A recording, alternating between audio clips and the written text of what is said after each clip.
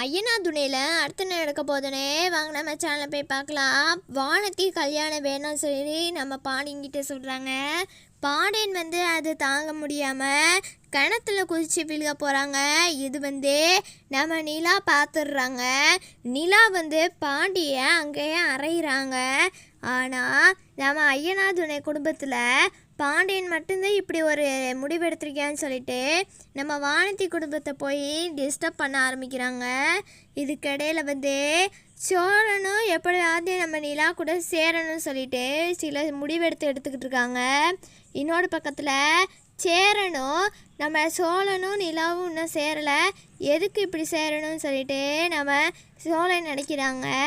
இதுக்கிடையில் சந்திராவும் சேரனும் எப்படியாவது கல்யாணம் பண்ணணும்னு சொல்லிட்டு நம்ம நிலா நினைக்கிறாங்க. ஆனால் அது நடக்காதுன்னு சொல்லிட்டு நம்ம பாண்டியனோட அப்பா நினைக்கிறாங்க. ஏன்னா அந்த வானத்தி பொண்ணு எப்படி பண்ணுவா, நம்ம திமிரா பேசுவா, நான் இங்கே ஒரு கருத்தையும் நடக்க விட மாட்டா, அப்படி இப்படின்னு சொல்கிறாங்க நம்ம பாண்டியனோட அப்பா.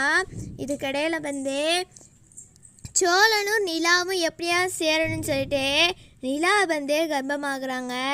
இதுக்கிடையில் சோழனை மாட்டிக்க போகிறாங்க. இன்னொரு பக்கத்தில் சோலை வேலை பார்க்குற இடத்துல ரொம்ப டிஸ்டர்ப் ஆகும்போது இவன் லஞ்சம் வாங்குறியான்னு சொல்லிட்டு இவனை விட்டு வேலை தூக்க போகிறாங்க.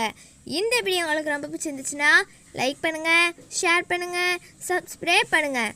மறக்காமல் பக்கத்தில் இருக்கிற பெல்லை கிளிக் பண்ணிக்கோங்க. Thank you friends.